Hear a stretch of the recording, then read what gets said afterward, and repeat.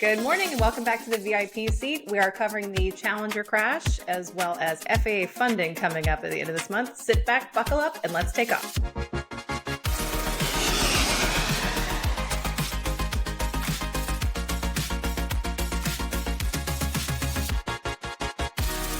All right, Preston. Obviously, over the weekend, this is the big news that everyone's talking about, so we have to cover it. But a Challenger 600 flipped at the end of the runway at Bangor, and unfortunately, 7 fatalities have been reported at this point, with 1 critically injured. Yeah, it has been reported that the principals were not on board. So the 2 principals that actually own the aircraft, I believe that it was kind of ancillary people. It appears that the aircraft was making a technical stop and to make fuel in Bangor, Maine on its way to France is what it looks like. Mm-hmm.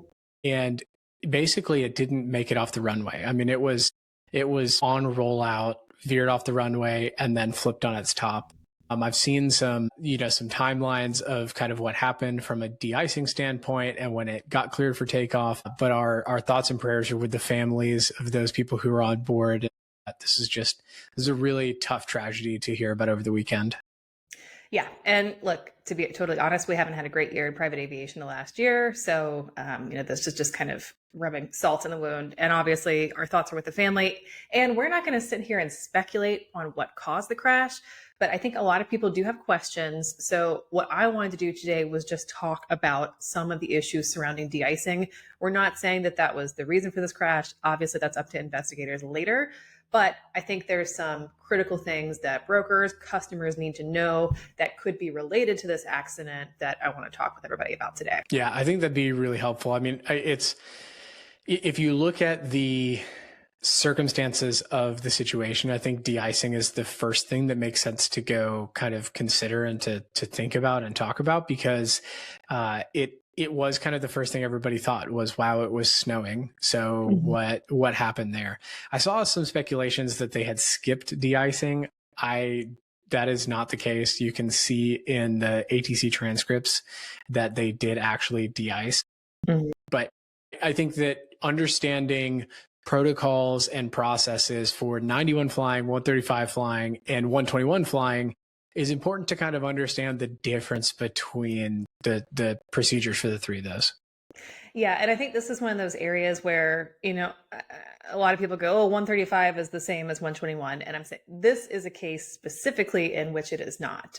So under 121 airlines, they have to go through a HOT program, which is holdover tables. Basically, scientists have gotten together and figured out these different types of de-icing fluid. How quickly do they run off, in what conditions and what temperatures? There's all sorts of variables that go into forming these tables, and the airlines have to use those tables. There is no ifs, ands, or buts. That's part of the procedure. In Part 91 and 135, however, because they're smaller operations, most of them do not have this program. I could say people like NetJets do, but it's a bit of a problem because it leaves people guessing sometimes in private aviation. And I have talked to many crew members who always feel uncomfortable de-icing because it's really not taught in the same way that it is in the airlines. So, let's say you're in snow, the airlines have maybe, 10 to 30 minutes according to their HOT table of from the time the de-icing starts to getting off on the runway. Now, 91, 135, they may reference those tables and look at them, but the legal requirement is that they get out of the plane and look at the wing, look at the tail, make sure it's not contaminated. But let's be totally honest, nobody's doing that. Maybe some people are doing that, but nobody's getting out on the taxiway at Teterboro and actually checking their wing. And that's a problem. Yeah, exactly. I mean, the reality is that it's cold outside and you have your engines on, and those 2 things, are you going to shut down, get out, look? By that point, you're probably more likely you're spending time and creating a scenario where you're probably making it worse than better. And so I think that's probably, what the case is. I think that understanding the difference between, and even the difference between 135 and 91 in this scenario, right? Mm-hmm.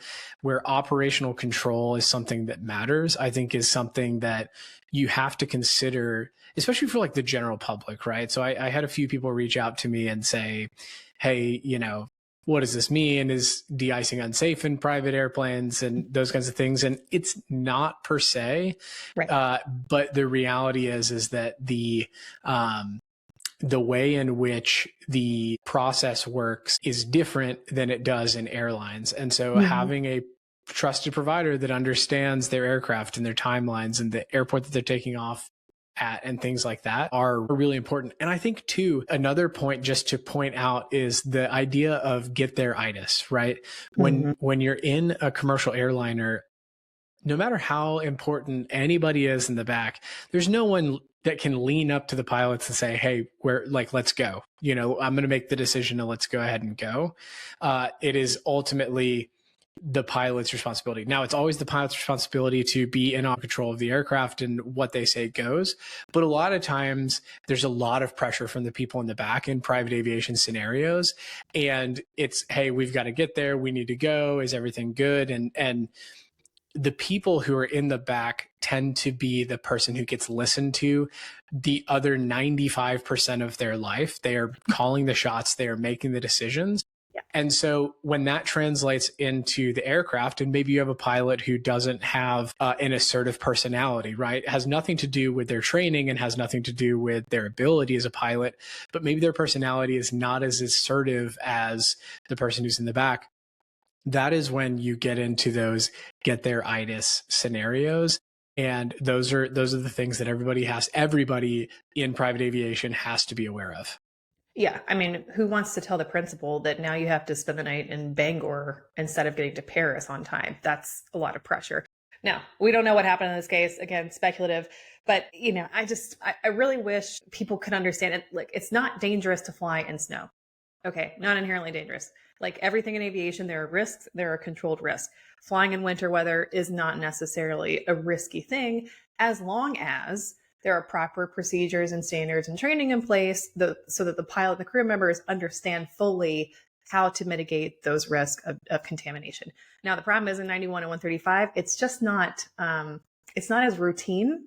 I think it needs to be a lot more routine. We don't really spend a lot of time teaching the differences between the fluids, what it can do to the aircraft. I mean, we've had conversations in the show about de-icing fluid and how corrosive it is, making sure you're washing the plane after. There's a lot of detail and complexity in this space that I don't think 135 and 91 is focusing enough on. So, I mean, we don't know what this outcome is going to be, but we do know there were 2 previous crashes with Challenger 600 series aircraft, one in 2004, one in 2002, and both of them involved wing contamination and the crew not understanding winter procedures. So I think, again, if that is the case here, even if it's not the case, let's focus a little more on winter weather operations, and brokers and clients have a little more breathing room and understanding because it's a lot more complex than it sounds like it should be. And it can vary airplane to airplane. Some airplanes, especially in business jets, can't even handle type 4 de-icing fluid, which means they can't fly at all, versus some that can. So there's a lot of variation here, and just trust your pilot and listen to your pilot and don't try to push. Yep, exactly. Jessie is our resident safety girl, so she is going to be sure to preach those good safety habits. I think too, as operators, is understanding what type of systems and processes you can put in place to help with your pilots, right? If you have a set checklist and here's our parameters, go and no go scenarios, it's not even a question. I was talking to a broker friend and he was like, yeah, it's real awkward when the principal's calling me and yelling. And I'm like, dude, commercial airplanes aren't even taking off. They're shutting down the airport. Right. And he's like, well, I might as well have flown commercial. It's like, you wouldn't have gotten there either, right? If you had flown commercial, right? It's just the reality of it. So fast, I think in this case, it seemed like it was light snow, but then some were saying it's more like moderate snow. So the forecast says one thing, but the reality on the ground is different. Yeah, it's complicated, and it's a tragic situation. Yep, exactly. VIP Seat is brought to you by RealJet. One thing that sets RealJet apart is their commitment to safety and quality at every level. Every operator they work with meets top-tier industry standards. It's private aviation with real oversight and not guesswork.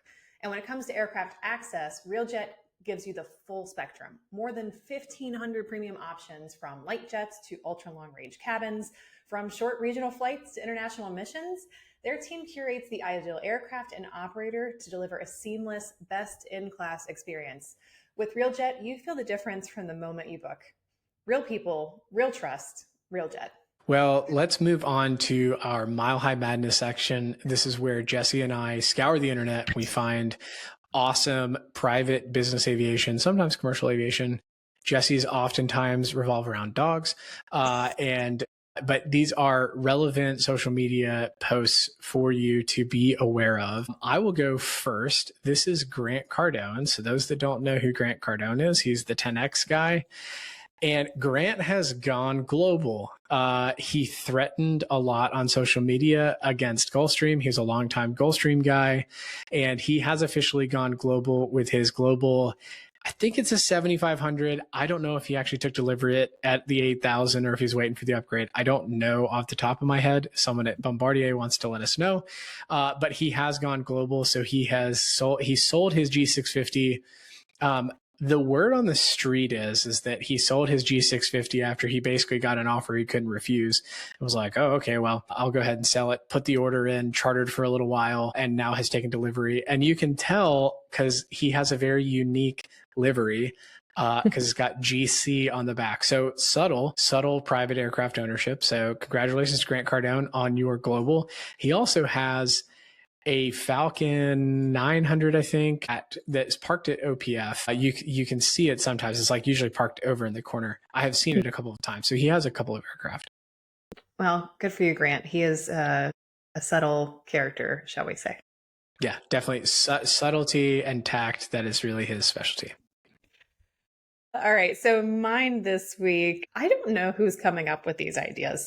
So apparently there's a group, and this is in my hometown here in Fort Lauderdale and Atlanta. They're doing Pilates in a private aircraft hangar. It's called Planes and Pilates, a luxury elevated wellness experience. And the problem I have here, I love doing events in hangars. I think it's cool, but do you really want to be breathing in fumes and chemicals and other things that are in hangars while you're doing your Pilates? I don't see these two worlds going together, and I don't understand this.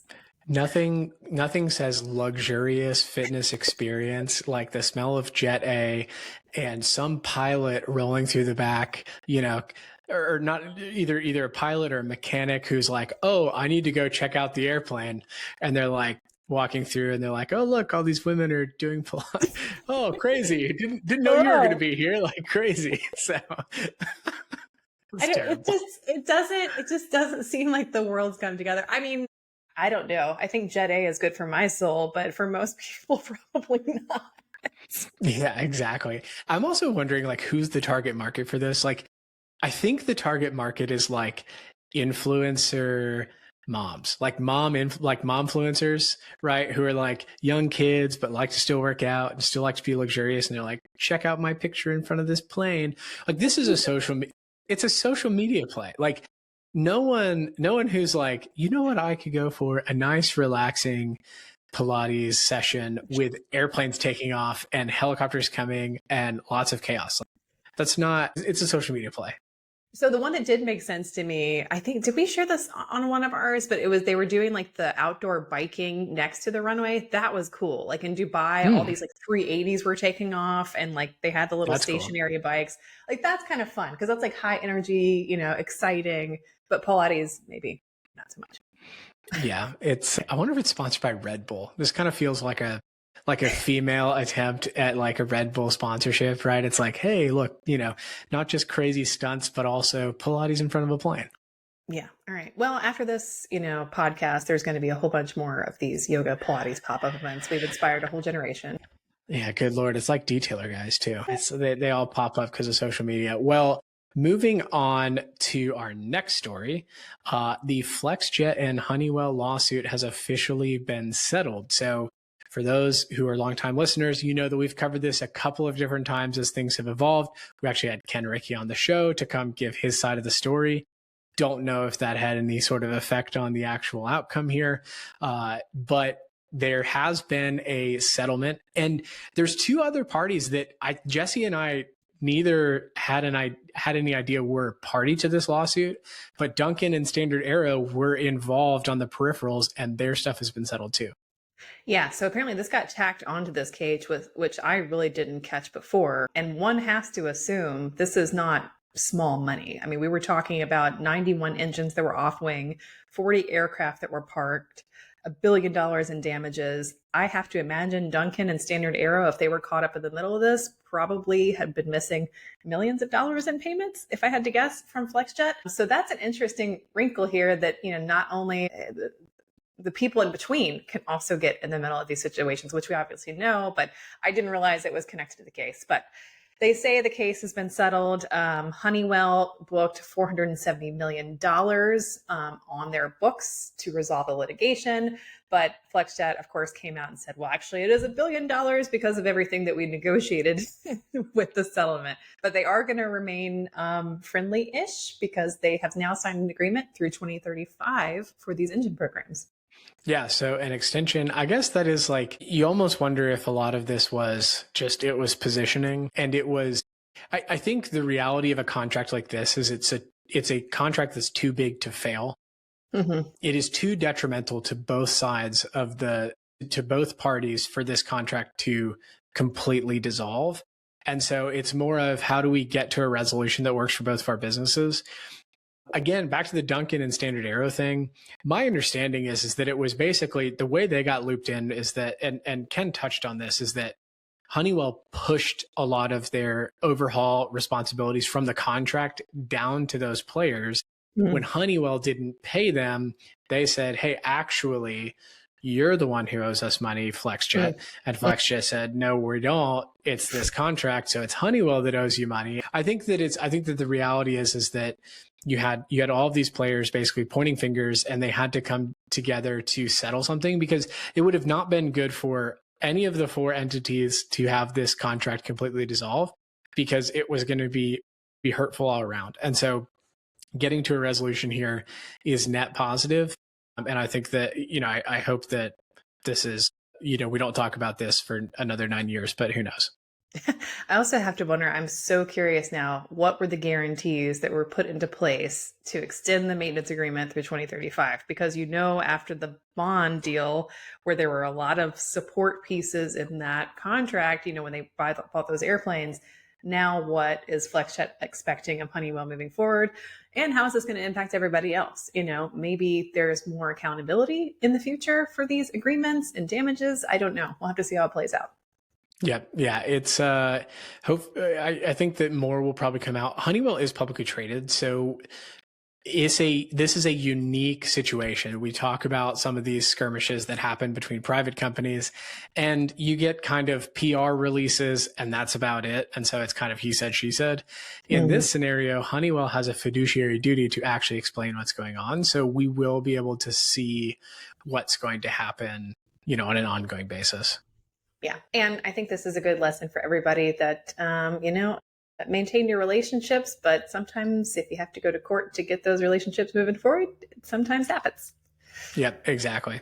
Well, moving on to our next story, the FAA funding and the apparently pending government shutdown again for Thursday is causing what we thought was good news is kind of in jeopardy. So here we are back again talking about FAA funding.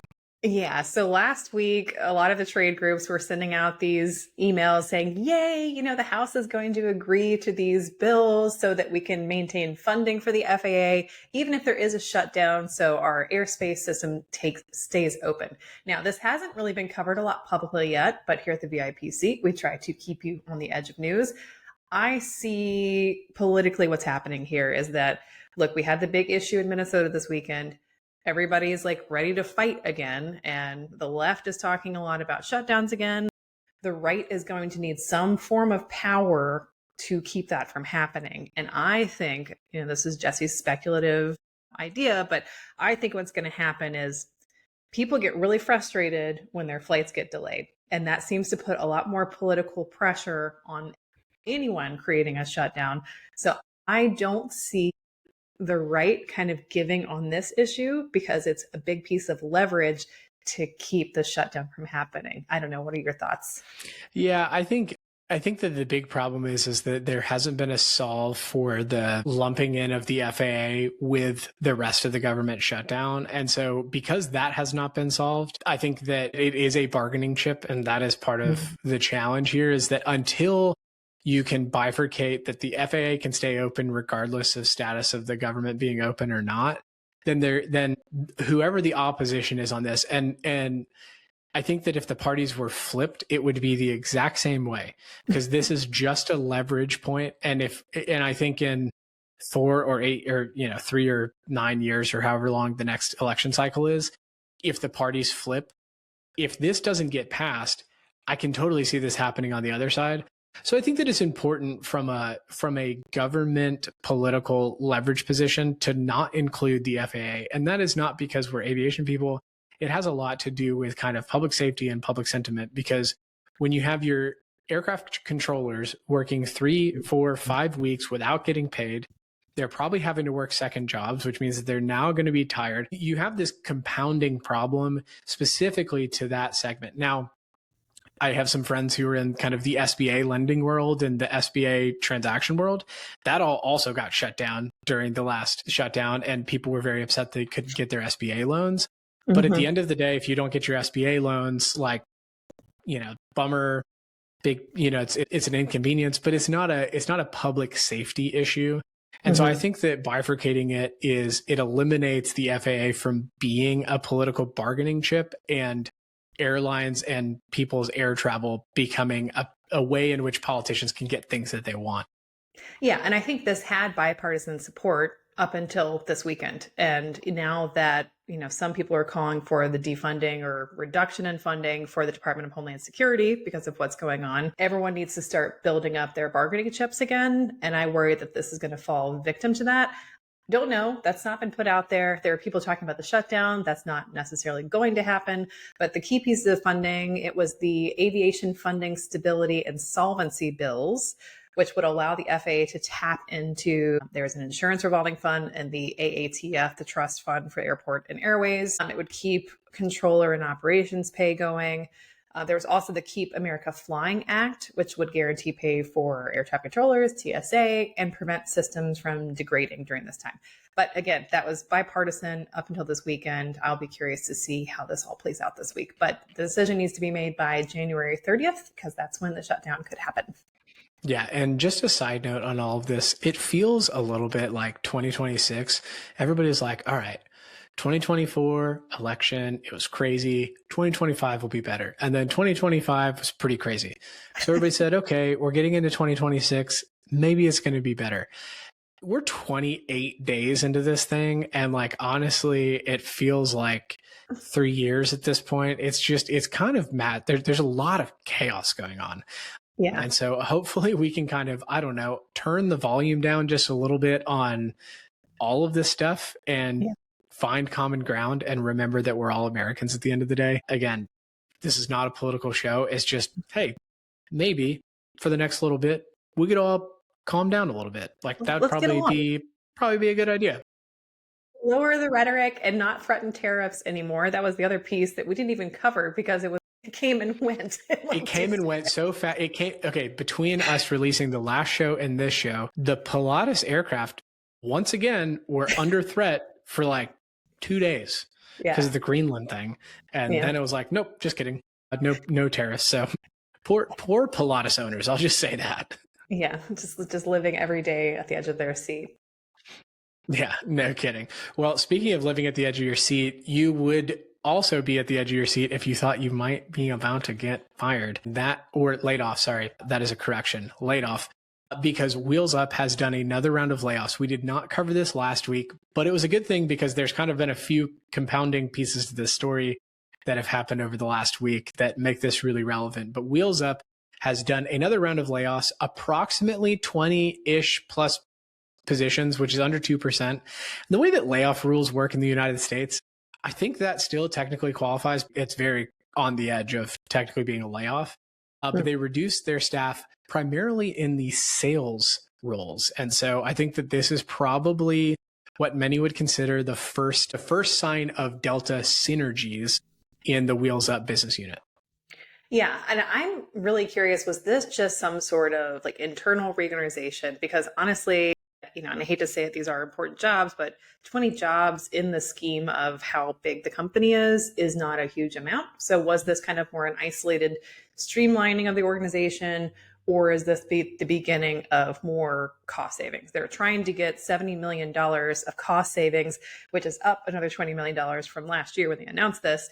So there's a lot to do.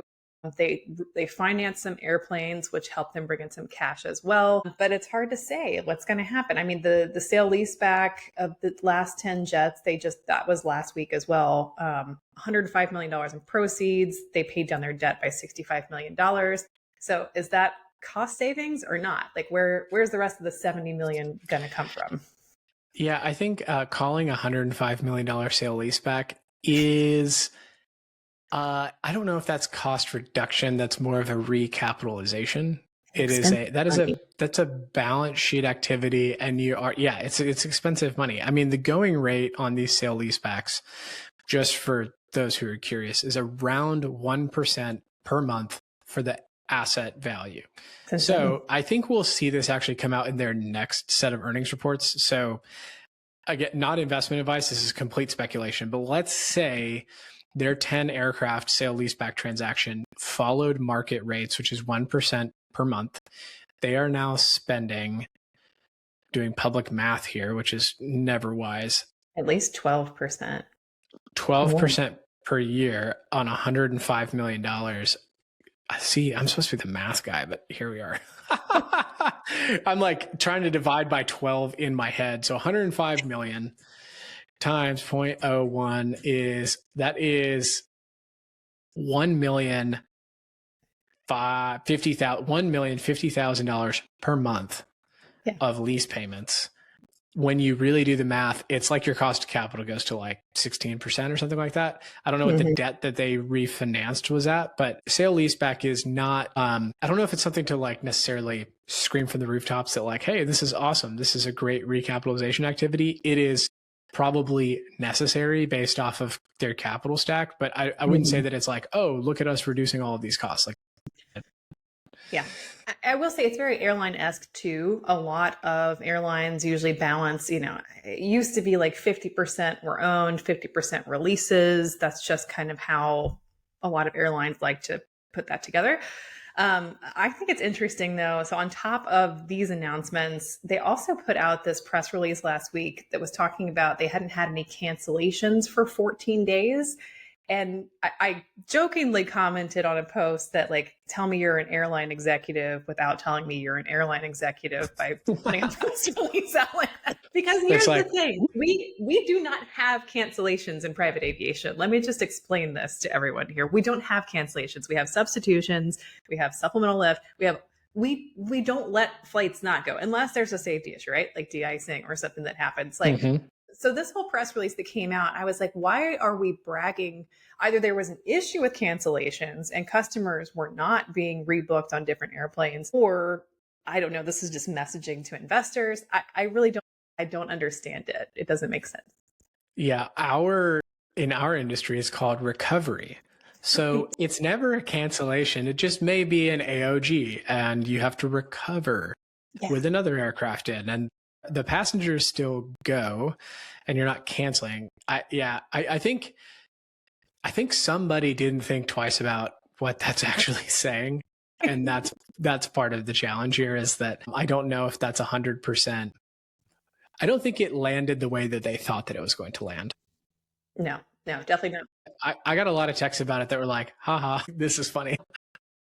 Well, that's also just like from the client perspective, the customers that you're trying to bring in on private jets, like cancellations are not an option. Like you will find me something, you will find me an equivalent airplane or a slightly less equivalent airplane for a better price. You will not cancel my flight. That's not how we work here.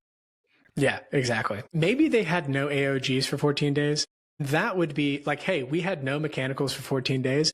That would actually be something to celebrate. You're like, hey, look, we have gotten our maintenance and planned maintenance kind of down to a science, and that's fantastic. Which is totally in line with the issues that they were having. because that's why they're making the new fleet transition, is because the dispatch reliability on this airplane isn't as good as the Phenom 300, which I could have told you like 15 years ago. But, maybe that's something that we talk about, not necessarily cancellation language was just weird. So just pro tip out there for anyone listening from Wheels Up. Yeah, maybe not cancellation. Well, if you do get your flight canceled, maybe you can fake your way into a free flight, which is what happened in the Dallas Porkernick case. Porker. How do you say this guy's last name? Porkernick? Porkernick.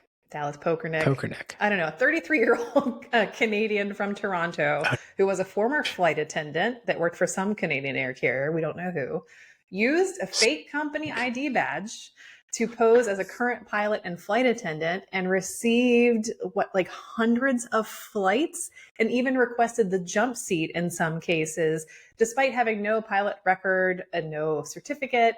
And this is just such a crazy story, and apparently is not the only one who has done this in the last few years. Yeah, the thing that really blows me away at this is I think if you used to be a flight attendant and you snuck on, maybe you worked as a flight attendant from 2017 to 2019, and maybe the back half of 2019 you still got your free flights, I'd be like, okay, I can see how you could get away with that.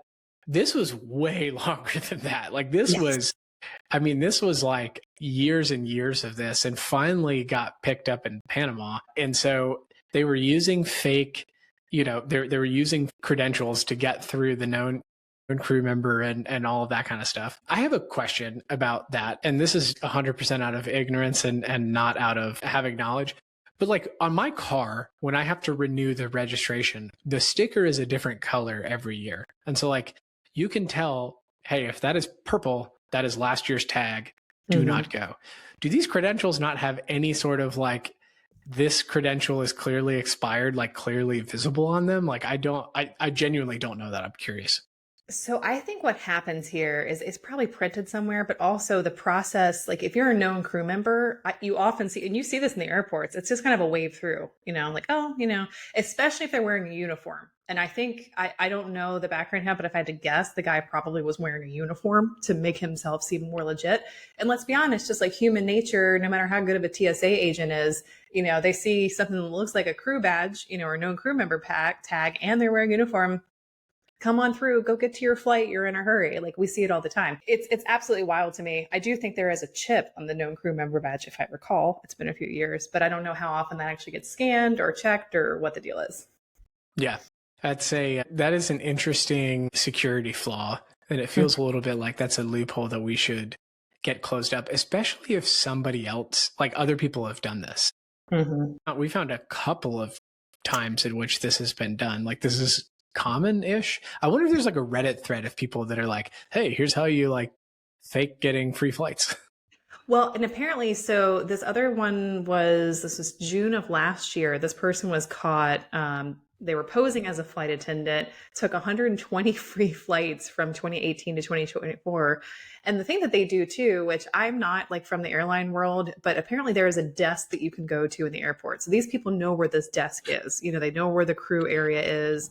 They steal badges from other crew members and put their name on them or change their identity. I don't know how it's all done. I'm not a criminal, but apparently they've exploited this crew travel benefit desk, and they just go up there and say, hey, you got a flight going to blah, blah, blah. And they look like they have the uniform on, which you can probably buy on the internet somewhere. It's absolutely crazy. And I think TSA is going to be having a much harder look at this. Yeah, no kidding. This is, talk about travel hacking though. This is the ultimate travel hack, but not in a good way. If you don't mind 20 years in prison and a $250,000 fine, which is what the first guy got. Yeah, don't do this. That's the VIP's advice. All right. Well, that brings us to the end of our show. Thank you for listening. It really means a lot to us. We are one of the top business aviation podcasts. And the only way that is possible is because of people who listen just like you. So what we need from you is we want to continue to grow this show. So please send it to a couple of your friends in the industry. Make sure that they stay up to date. that said, I didn't totally understand the whole FAA registration thing. I sent him a link to the podcast and he said, now I'm informed. So that's our goal here, is we want to keep you informed with what's going on in the industry. Sign up for the newsletter at thevipseat.com. Thanks again to RealJet for sponsoring this week's episode of the podcast, and we will see you all next week.